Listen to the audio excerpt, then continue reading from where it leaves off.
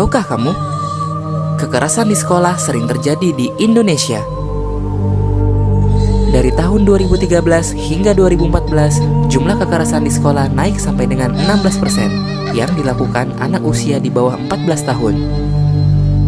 Dan itu dilakukan di sekolah.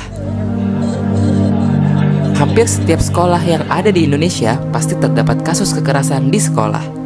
Dari tingkat universitas, menurun ke SMA, lalu SMP, bahkan sampai ke SD.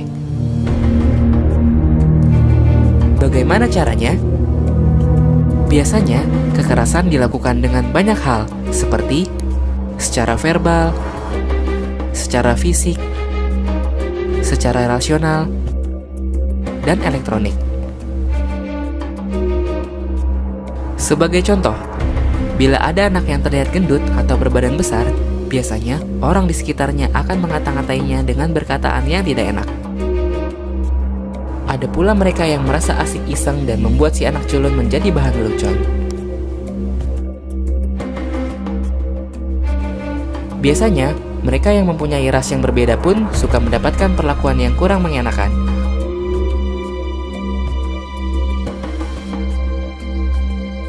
Zaman pun berubah. Kekerasan ini pun bisa dilakukan melalui media elektronik atau biasa kita sebut media sosial. Tahukah kamu apa dampak dari perbuatan itu? Bagi yang melihat, tentu saja akan berdampak pada dampak mental. Dia akan merasa takut dan merasa tidak nyaman. Bagi pelaku, biasanya akan mendapat sanksi bertahap dari orang tua, pihak yang berwajib, atau di persidangan, dan bisa sampai akhirnya di penjara. Sebagai korban, akan berdampak seperti sering absen dan bolos sekolah, mudah emosi atau labil, sering terlihat ada luka dan memar, atau yang lebih parah, bunuh diri. Apakah kamu siap menerima semua perlakuan itu? Karena jalan kalian masih panjang untuk sebuah kebaikan. Permasalahan kasus bullying dianggap sebagai pelanggaran sila kedua Pancasila karena hak dan martabat seseorang tidak dihargai, di mana seorang individu lain menganggap dirinya lebih baik dalam segi tertentu. Individu tersebut bersikap sewenang-wenang dan tidak adanya perilaku saling mengasihi dan menghargai antar sesama. Karena sila kedua dari Pancasila sangatlah mendalam. Ada banyak nilai-nilai yang dapat diresapi dalam kalimat yang kesannya singkat ini. Kata kemanusiaan dalam sila kedua memiliki makna rasa empati dan kasih sayang terhadap sesama manusia. Artinya, setiap warga negara Indonesia diharapkan bisa ikut merasakan kesedihan jika ada yang sedih.